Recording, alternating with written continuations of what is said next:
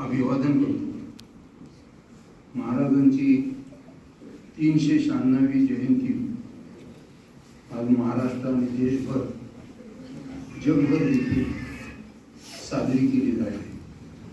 अजून 4 वर्षानंतर महाराजांचा 400वा जन्मदिवस देशाच्या कोण्याकोण्यामध्ये हा वेगळ्या पद्धतीनं साजरा होईल याची मला खात्री आहे. आपण शिवाजी महाविद्यालयामध्ये अतिशय उत्साहाच्या वातावरणात हा शिवजयंतीचा उत्सव साजरा केला. खरं पाहता शिवजयंतीचा उत्सव महाराष्ट्रामध्ये आणि इतरत्र सर्वात मोठा उत्सव म्हणून तो आपण साजरा केला पाहिजे. कारण महाराजांचं व्यक्तिमत्व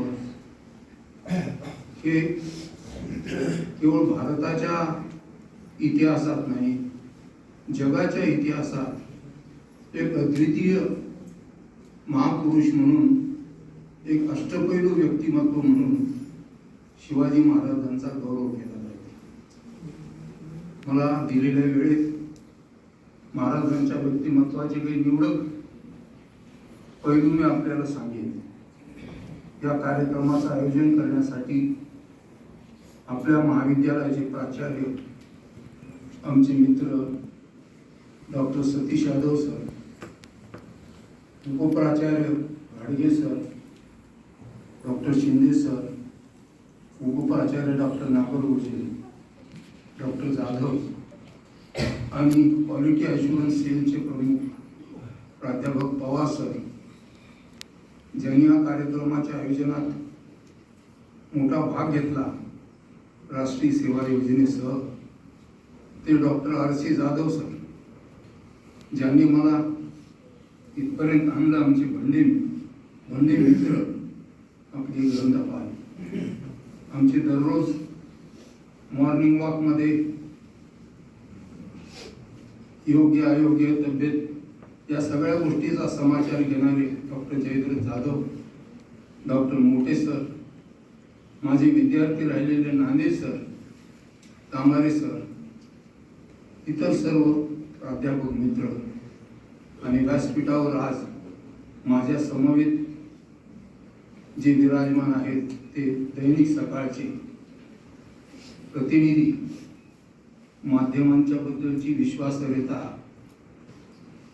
विशेषतः इलेक्ट्रॉनिक माध्यम, ही विश्वासार्हता वरचीवर ढळत चाललेली आहे. माध्यम कुणाकडे तरी झुकलेली, विकलेली अशा पद्धतीची स्थिती माध्यमांची झालेली आहे. इतिहासामध्ये 2 प्रकार असतात, एक खरा इतिहास आणि एक बरा इतिहास. बरा इतिहास सगळ्यांनाच आवडतो, त्याला कुणी नाकारत नाही, पण खरा इतिहास अनेकांना झोंबतो, अनेकांना सवतो. म्हणून खरा इतिहास बहुतेक जण मांडण्याचं धाडस करत नाही. सगळे बऱ्या इतिहासाच्याच मार्गाने चाललेले आहे आणि मग श्रोते बरं चाललंय म्हणून खरं चाललंय का नाही याचा कोणी अंदाज घेण्याचा विचार करत नाही. मी नेहमी माझ्या भाषणात सांगतो की शिवाजी महाराज हा बोलण्याचा, व्याख्यानाचा विषय नाही, हा जगण्याचा विषय आहे. महाराजांची जयंती साजरी करत असताना आपल्या जगण्यात, आपल्या वागण्यात, आपल्या आचरणात, आपल्या वर्तनात महाराजांच्या व्यक्तिमत्वाचे काही पैलू जर आणू शकलो तर तो जयंती साजरा करण्याचा खरा हेतू आपल्याला मिळाला किंवा साध्य झाला असं म्हणता येईल. आज असं झालंय, एकीकडे प्रतिमांचं पूजन आहे आणि त्या माणसाने जे जीवन जगलं, ज्या विचारांच्यासाठी आपलं जीवन समर्पित केलं, त्या विचारांचं दफन, प्रतिमांचं पूजन आणि विचारांचं दफन अशी एक स्थिती आपल्याला पाहायला मिळते.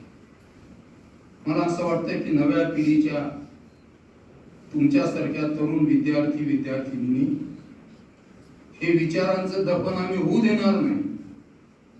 प्रतिमांच्या पूजनाबरोबर विचारांचं पूजन हाही आमच्या जीवनाचा एक अविभाज्य भाग असेल. ही भूमिका आपल्याला शिवजयंतीच्या निमित्ताने घ्यावी लागेल. खरं पाहता ज्या काळात शिवाजी महाराज झाले तो भारताच्या इतिहासाचा मध्ययुगीन कालखंड होता. इतिहासाचे 3 कालखंड पडतात ढोबळमानाने: प्राचीन, मध्ययुगीन आणि आधुनिक. सगळ्या जगातच मध्ययुगीन कालखंड हा डार्क एज मानला जातो, अंधार युग मानला जातो.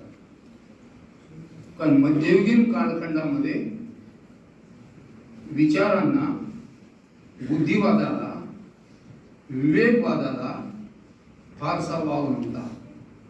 पोथीमध्ये जे सांगितलं आहे तेच खरं. ग्रंथ प्रामाण्यवादाला महत्व होतं आणि ग्रंथ सांगणारे जे निवडक लोक होते त्यांचंच सांगणं खरं असं मानलं जातं.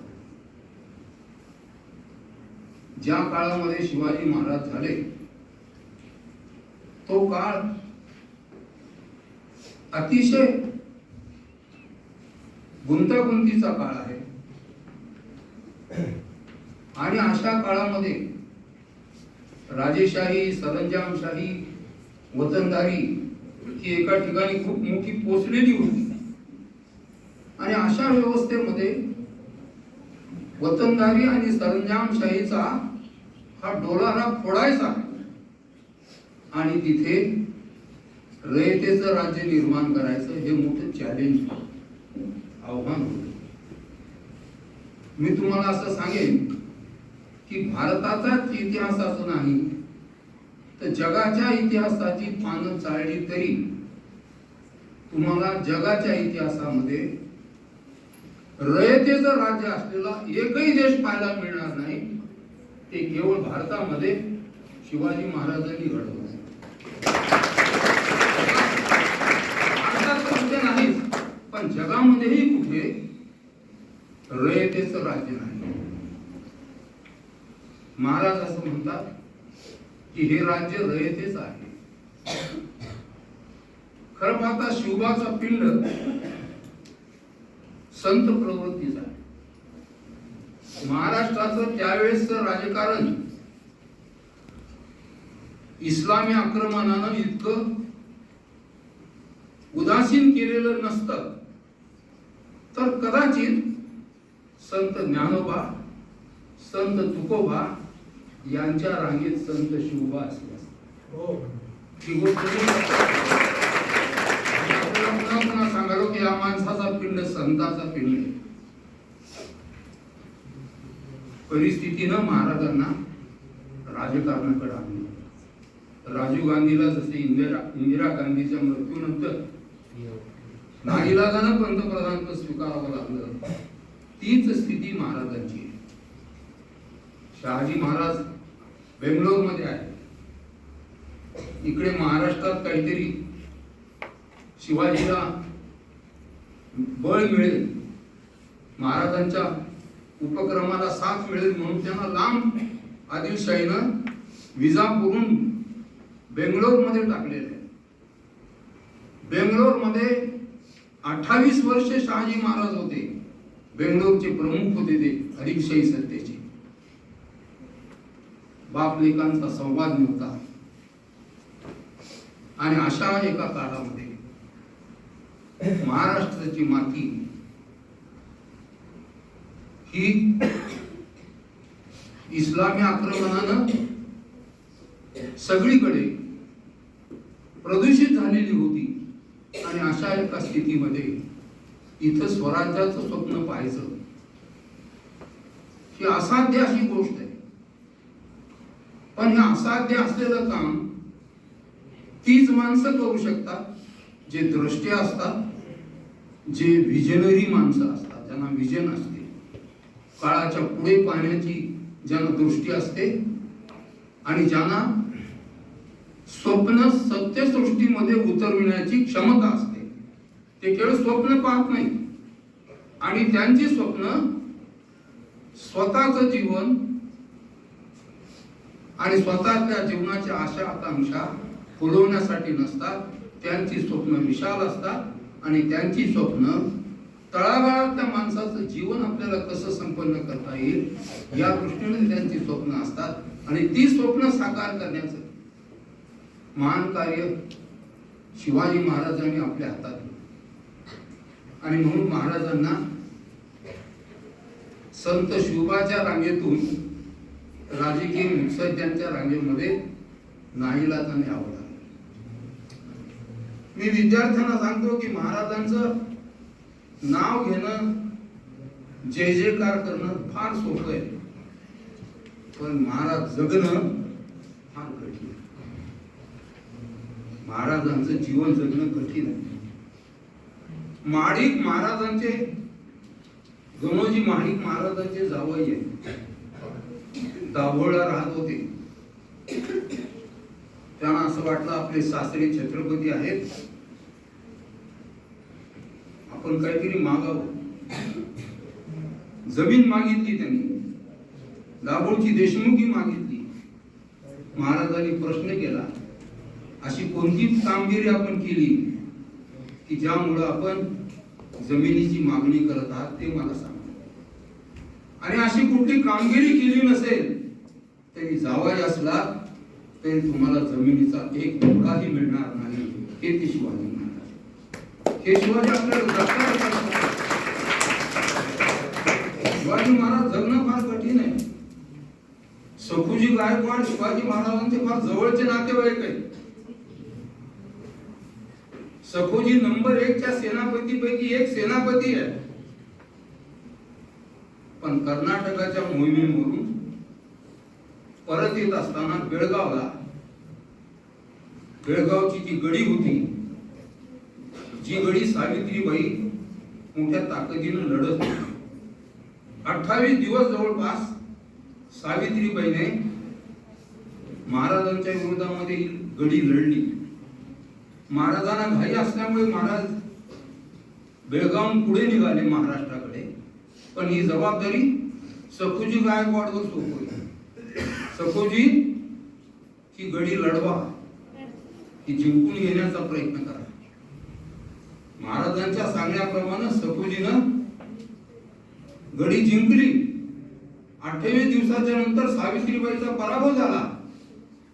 सावित्रीबाईला जेलमध्ये टाकलं. पण सावित्रीबाईची महाराजाकडे अशी तक्रार आली की जेलमध्ये असताना त्यांच्यावर सखुजी गायकवाडाकडून अतिप्रसंग झालेला आहे. या गोष्टीची शहानिशा केल्यानंतर सखुजी गायकवाडाचे डोळे बाहेर काढण्याची शिक्षा महाराजांनी अंमलात आणली. अतिशय जवळचे नातेवाईक सखुजीला डोळे बाहेर काढण्याची शिक्षा दिलेली आहे. सर जे म्हणाले 400 वर्ष हे नाव अजून आहे, अजून 400 वर्ष गेले तर हे नाव राहणार आहे. इतिहास त्यांचा असतो ज्याने काही मूल्यात्मक जीवन जगलं असतं आणि या मूल्यांच्यासाठी समर्पण देण्याची त्यांची तयारी असते, त्यांचं नाव इतिहासामध्ये. शिवाजी महाराजांचं नाव 400 नाही 4000 वर्ष हे नाव माणसाच्या इतिहासामधून पुसलं जाणार असा हा महापुरुष. या माणसाचं व्यक्तिमत्व असामान्य होतं. संपूर्ण जीवनच 50 वर्षाचं. शिवाजी महाराजांचं लाईफ स्पॅन केवळ 50 वर्षाचा. 50व्या वर्षी ते मरण पावले. राजकारणाचा सक्षम कालावधी लक्षात घेतला तर 38 वर्षाचा, 38-40 वर्षाचा सक्षम कालावधी आहे. अतिशय अल्प कालावधी आहे. पण या अल्प कालावधीमध्ये महाराजांनी काही मूल्यांच्या आधाराने महाराष्ट्राच्या मातीचं सोनं करण्याचा निर्णय घेतला. महाराजांच्या यशाचे 3 गमक आपल्याला दिसतात. 3 गमक. पहिलं गमक आहे महाराजांचं भौगोलिक ज्ञान. हे महाराजांचं पहिलं गमक आहे. दुसरं गमक आहे महाराजांची सक्षम गुप्तहेर यंत्रणा. आणि तिसरं गमक आहे महाराजांची गनिमी कावा पद्धती. These are the 3 major highlighting points of Shivaji. भूगोलाच्या पृष्ठावर इतिहास घडत असतो. ज्याला भूगोल नीट कळतो तो इतिहास चांगल्या पद्धतीने घडवू शकतो. ज्याला भूगोल आणि भूगोलाचं वातावरण ज्याला नीट कळलं नाही तो इतिहासामध्ये नापास होण्याची शक्यता असते. नेपोलियन जगाच्या इतिहासातला उत्कृष्ट सेनापतीपैकी एक आहे. जगाने जे उत्कृष्ट सेनापती पाहिले त्या नेपोलियनचा नंबर लागतो. हा असा सेनापती होता की जो असं म्हणत असे की युद्धाच्या काळात राष्ट्र जर युद्धाच्या संकटात असेल तर मला अर्ध्या तासाची झोप पुरेशी आहे आणि नॉर्मल डेजला जेव्हा युद्ध नाही तेव्हा 2-2.5 तासाची झोप मला पुरेशी आहे. त्याच्या विरुद्ध सैन्याचा सेनापती नेपोलियन बद्दल असं म्हणतो की जेव्हा नेपोलियन मैदानावर उपस्थित असतो तेव्हा मला 50,000 सैनिक माझ्या समोर उभे आहेत अशी जाणीव होते. इतका असामान्य, इतका अद्वितीय सेनापती. पण भूगोलाचं ज्ञान कसं होतं. नेपोलियनचं सेनापती उत्कृष्ट, भूगोलाचं ज्ञान नव्हतं. जेव्हा रशिया विरुद्ध वॉटरलूच्या लढाईसाठी सैन्य पाठवलं तेव्हा कडाक्याचे थंडीचे दिवस होते. रशियन सैन्याचा सेनापती आपल्या सैन्याला सांगत होता की तुम्हाला बहुतेक नेपोलियनच्या सैन्याशी लढण्याची वेळच येणार नाही. तुमच्यापर्यंत सैन्य येण्याच्या अगोदर ते थंडीच्या कडाक्यानं संपलेलं असेल. नेल्सनचा नेपोलियनला अंदाज आला नाही आणि नेपोलियनचं सैन्य थंडीचा मुकाबला करता करता संपून गेलं. नेपोलियनचं त्या लढाईत वाटवलं झालं आणि तिथून नेपोलियनच्या जीवनात घसरण सुरू झाली.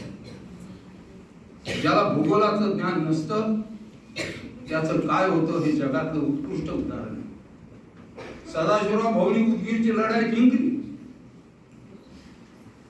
1860 ला, 1760 ला आणि लगेच 1761 ला पानिपतच्या युद्धासाठी त्यांना पाठवलं. पण दिल्लीचं वातावरण, राजकारण, भूगोल या सगळ्या गोष्टीचा अभ्यास नसल्यामुळं पानिपतच्या लढाईमध्ये सदाशिवराव भाऊंना अत्यंत दारुण पराभव पत्करावा. 1 लक्ष बांगड्या विधवा झाल्या असा इतिहास आहे.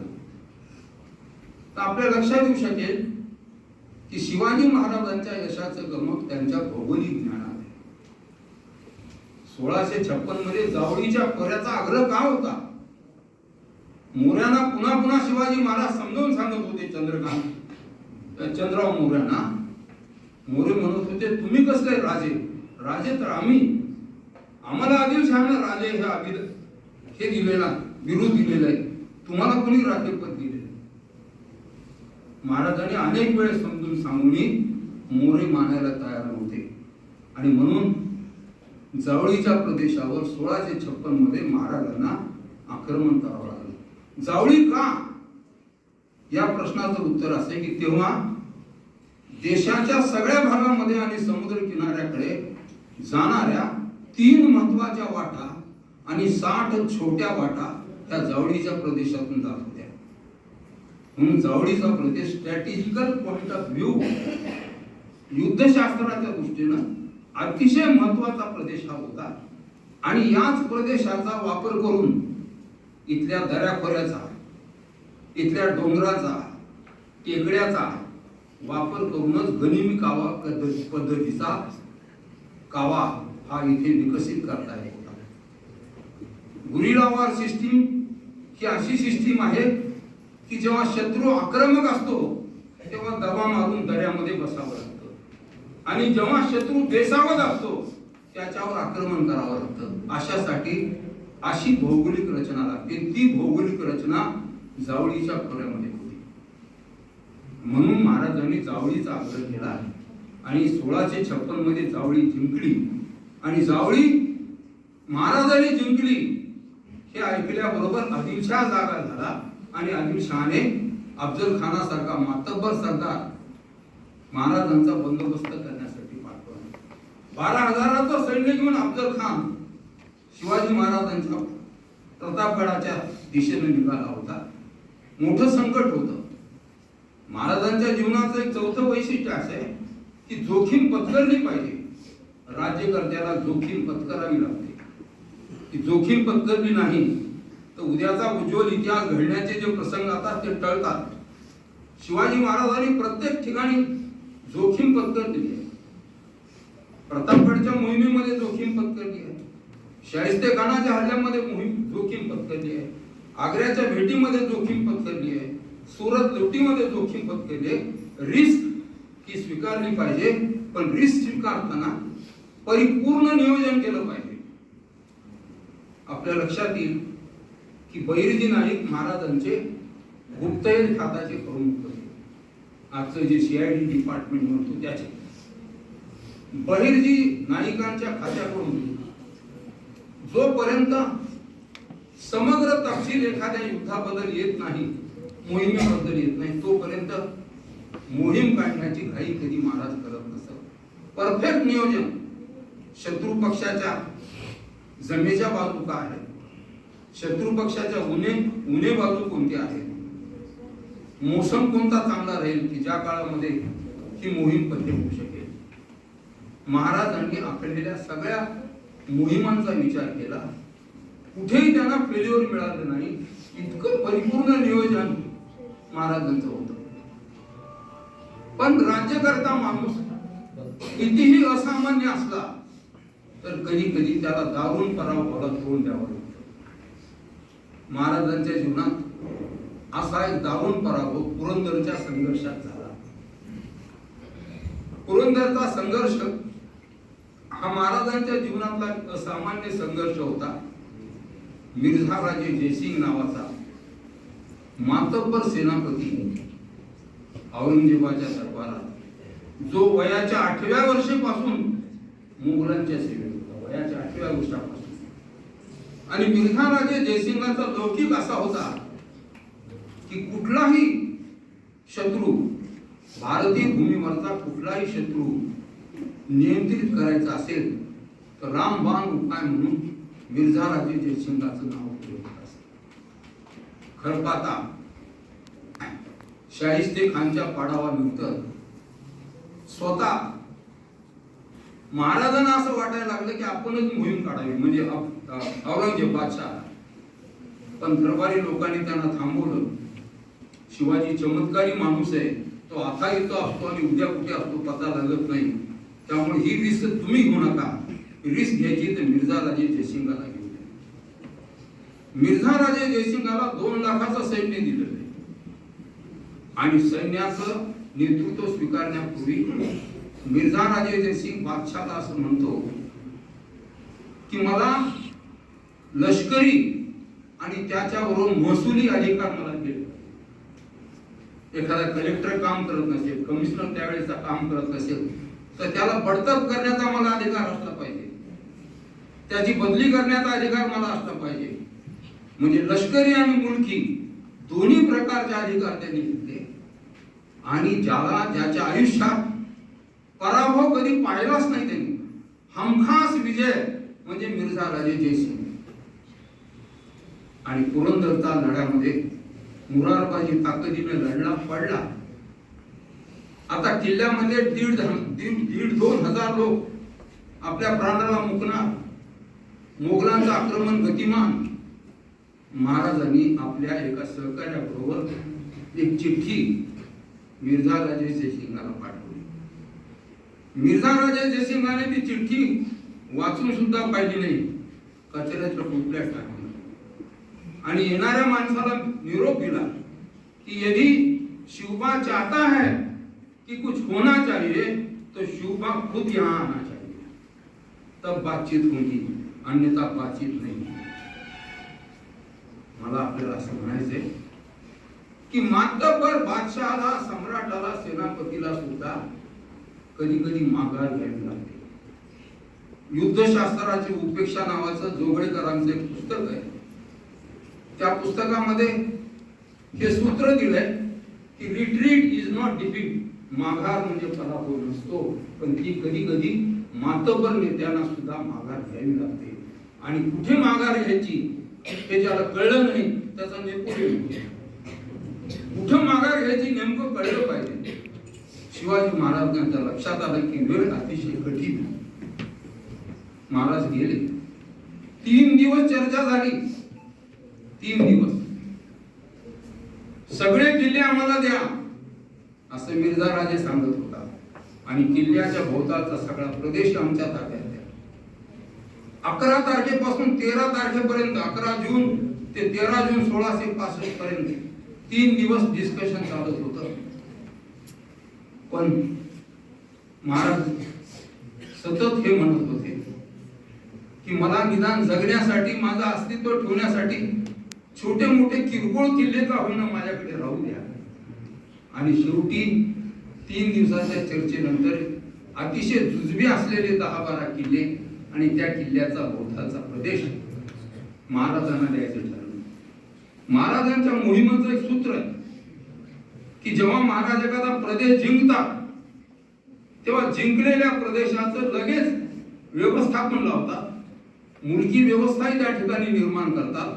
कर्नाटक मोहिमेवर जेव्हा महाराज गेले होते तेव्हा बरोबर 10 ते 15,000 मुलकी अधिकारी बरोबर होते की जो प्रदेश आपल्या ताब्यात घेतला तिथे लगेच मुलकी व्यवस्था निर्माण करायची।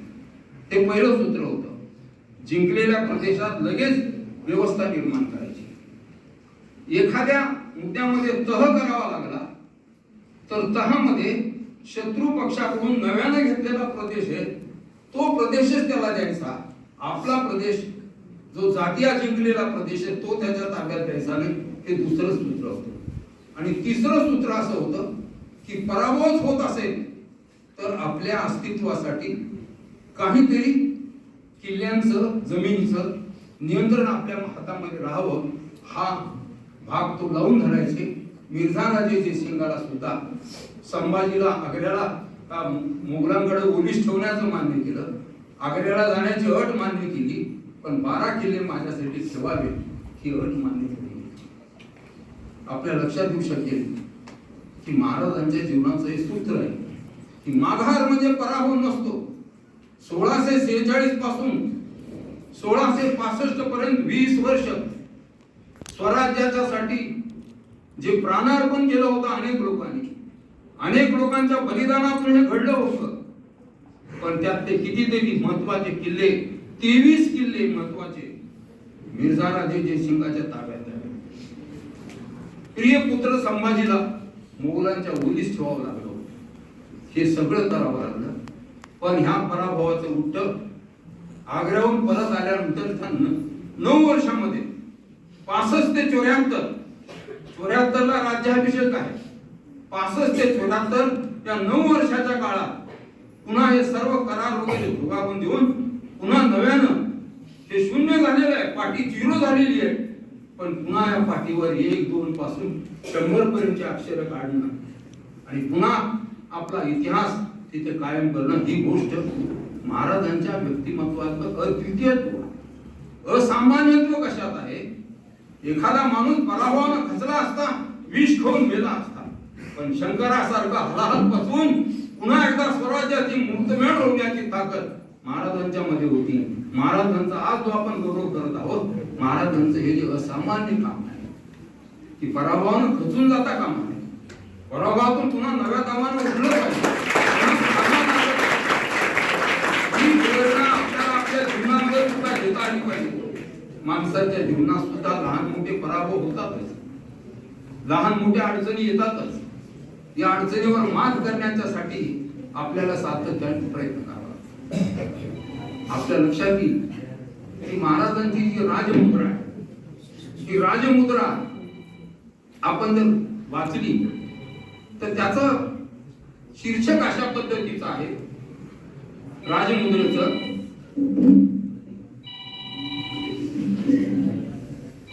प्रतीकचंद्र लेखेव वर्धुष्णु विश्ववंदिता. पहिल्या ओळीचा अर्थ सांगतो की प्रतिपदेच्या चंद्राप्रमाणे वर्धिष्णू होणारी, विकसित होत जाणारी आणि विश्वाला वंदनीय ठरणारी अशी ही राजमुद्रा आहे. दुसऱ्या ओळीमध्ये त्याचा संदर्भ आहे शहा सुनो शिवसैषा. शहाजीचा मुलगा, सुनो मध्ये मुलगा शिवाजी, याची ती मुद्रा असून ही मुद्रा काय म्हणते? ही मुद्रा म्हणते मुद्रा भद्राय राजे. ही मुद्रा लोककल्याणाचा विचार करते. भद्राय राजे ते म्हणजे लोककल्याण. ही लोकांचा विचार करते. या राजमुद्रेवर ना देवाचं चित्र ना देवीचं चित्र. 17व्या शतकातला शहाणा राजा, त्याचं शहाणपण, त्याचा समंजसपणा. सर म्हणाले एवढे किल्ले बांधले पण कुठल्या किल्ल्याची वास्तू केल्याचा संदर्भ इतिहासामध्ये पाहायला मिळत नाही. अतिशय डोळस माणूस आहे. कुणीतरी सांगितलं महाराजांना, महाराज राजाराम पालथा जन्माला. महाराजांनी काय उत्तर द्यावं? मोगलांचं राज्य पालथं केल्याशिवाय तो राहणार नाही याची मला खात्री आहे. शिवाजी महाराज आहे.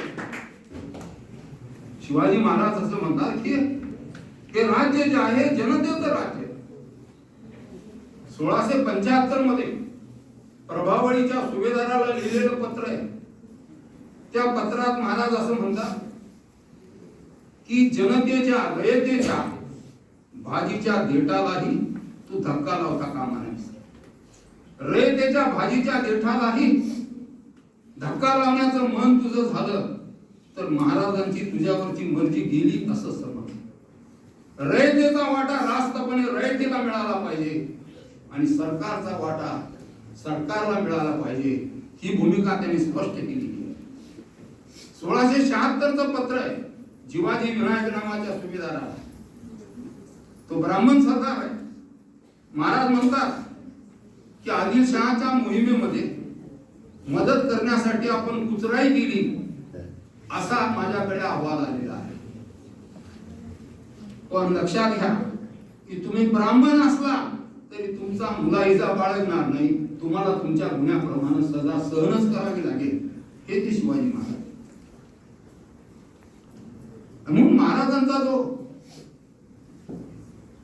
विचार आपल्याला दिसतो, निश्चयाचा महामेरू, बहुत जनासी आधारू, अखंड स्थितीचा निर्धारू, श्रीमंत योगी. हा निश्चयाचा महामेरू आहे, बहुत जनांचा आधार आहे आणि हा श्रीमंत योगी आहे.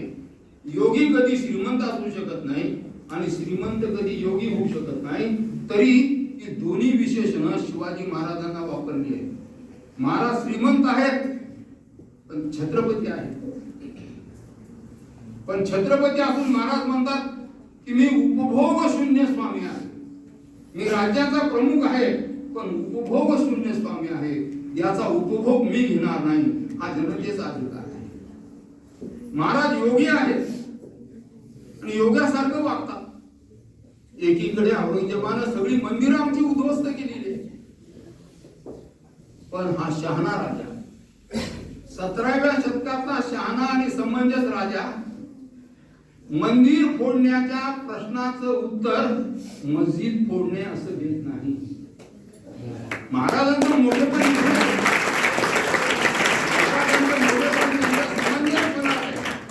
महाराजांचं मोठेपण त्यांच्या शहाणपणात आहे. शहाणा माणूस कुत्रा चावल्यानंतर इंजेक्शन कुठे मिळतो याचा शोध घेतो, कुत्र्याच्या मागे पळत त्याला चावण्याचा प्रयत्न करतो. शिवाजी महाराजांचं शहाणपण हे व्यवहारिक शहाणपण आहे. आग्र्याहून येताना धावपळ संभाजीला सहन होईल का नाही, शत्रूचा पाठलाग चालू होता. म्हणून कृष्णाजी त्रिमलकडे मथुरेला 9 वर्षाच्या संभाजीला ठेवलं. पण आल्याबरोबर जिजामातेने विचारलं, संभा कुठे आहे? संभा कुठे आहे? आजीनं विचारलं. महाराज म्हणाले, संभाला रस्त्यातली दगदग सहन झाली नाही, तो मरण पावला आणि त्याचं सूतक सुद्धा पाळलं. आणि सूतक पाळण्याचे अहवाल औरंगजेबाच्या दरबारात पाठवण्याची व्यवस्था केली. पण दुधाची तहान ताकावर भागवण्यासाठी तो मागे राहिलाय असं म्हटलं तर त्याचा पिछा करेल आणि त्याला पकडून मारण्याचा प्रयत्न करेल. प्रॅक्टिकल माणूस आहे, व्यवहारी माणूस आहे. छत्रपती शिवाजी महाराज वास्तवाचं भान त्यांना आहे. जिवंत असलेल्या मुलाचं सुद्धा सूतक त्यांनी पाळलं. आईला सांगितलं. नंतर 3 महिन्यानंतर संभाजी मथुरेहून महाराष्ट्रामध्ये आले. जीवनाचा कसा विचार केला पाहिजे? शेतकऱ्यांच्यासाठी महाराज असं म्हणतात की शेतकरी जगला पाहिजे, पडीक जमीन लागवडीखाली आणली पाहिजे. एखादा शेतकरी उमदा आहे, काम करण्याची उमेद आहे त्याच्यामध्ये, त्याला बैलबारदाना दिला पाहिजे.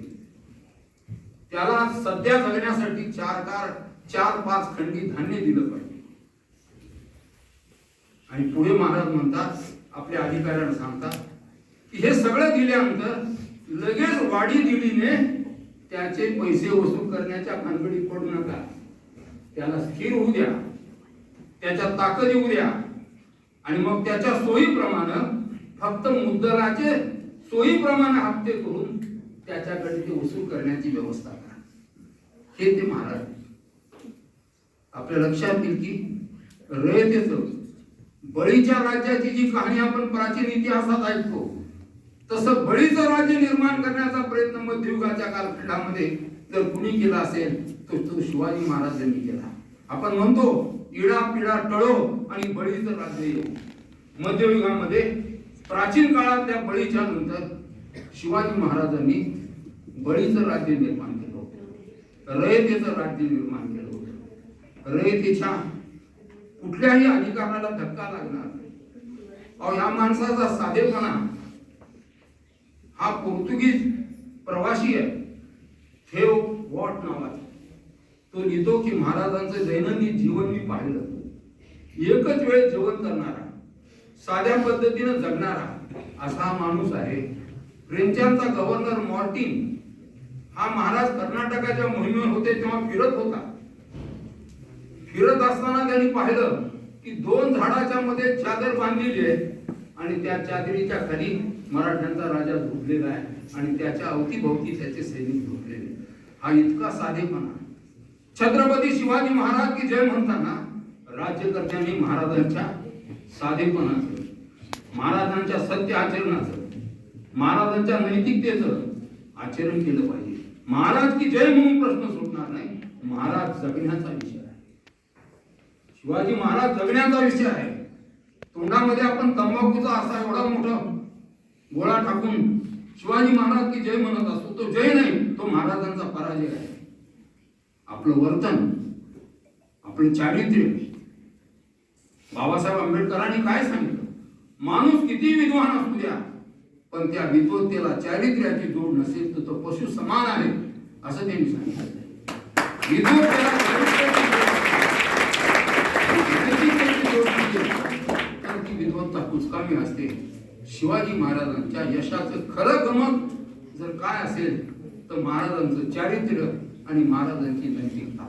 निर्मळ चारित्र्य हजारो लाखो माणसाच्या अंतःकरणाला दिलासा देणारं ते चारित्र्य असतं आणि त्यामुळं लोकांच्या मनात महाराजांच्या बद्दलचा हा जो नितांत आदरभाव आहे, तो आदरभाव महाराजांच्या चारित्र्यामुळे आहे. इंग्रजीमध्ये म्हण आहे, character makes a new character. चरित्र नवचरित्र घडवत असतं. एक चरित्र वाचलं, शिवाजी महात्मा गांधींनी रस्किनचं चरित्र वाचलं तर गांधीच्या जीवनामध्ये पूर्ण बदल झाला. हा मोहनदास नावाचा माणूस महात्माच झाला. रस्किनचा अनुभव दिसला पुस्तक वाचल्यानंतर. मला असं वाटतं की ही चारित्र्यामध्ये, नैतिकतेमध्ये हे मोठं बळ आहे. शिवाजी महाराजांचं फार मोठं भांडवल जर काय असेल तर त्यांची नैतिकता आहे, त्यांचं निर्मळ साधं जीवन. गरिबांच्या बद्दल असलेला त्यांच्या मनातला कणव हा सगळा आहे. मला दिलेला वेळ झालेला आहे. शेवटी फक्त एवढंच म्हणेन मी की काल महाराजांच्या काळामध्ये एकच खिंड पेटली होती आणि ती खिंड लढण्यासाठी तानाजी होते, बाजीप्रभू होते, मुरारबाजी होते. आज तर सगळ्याच खिंडी पेटलेल्या आहेत. बेरोजगाराची खिंड आहे, भ्रष्टाचाराची खिंड आहे, स्त्रियांच्यावर अत्याचाराची खिंड आहे, अस्पृश्यावर होणाऱ्या बलात्काराच्या घटना, सगळ्या खिंडी पेटलेल्या आहेत. पण एकही खिंड लढण्यासाठी ना आपल्याजवळ शिवाजी महाराज आहे, ना तानाजी महाराज आहे, ना संभाजी महाराज आहे, ना आपल्याकडे मुरारबाजी आहे, ना बाजीप्रभू आहे. सामूहिक शक्तीच्या बळावर शिवाजी महाराजांना साक्षीस ठेवून या सगळ्या आजच्या खिंड्या आपल्याला लढाव्या लागतील.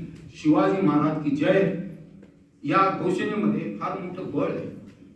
ते बळ आपल्याला आपल्या वर्तनात आणावं लागेल, आपल्या विचारात आणावं लागेल, आपल्या आचरणात आणावं लागेल.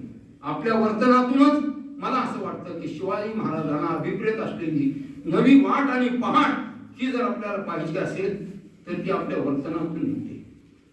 कवी नीरज एका ठिकाणी असं म्हणतो, त्याचं म्हणणं असं आहे की गंगा की कसम यमुना की कसम, गंगा की कसम यमुना की कसम, ये ताना बाना बदलेगा. ही स्थिती बदलेल, ही स्थिती बदलणार ना असं नाही.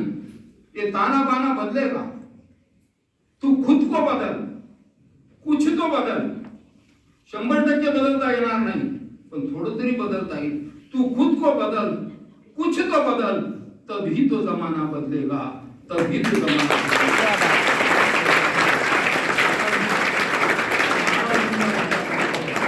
असं पाहिजे स्वीकारलं तर मला असं वाटतं लवकरच त्या महाराष्ट्राच्या मातीचं सोनं करण्याचं भाग्य आपल्या परी पडू शकेल. ते पडावं अशी भावना व्यक्त करून थांबतो. जय श्री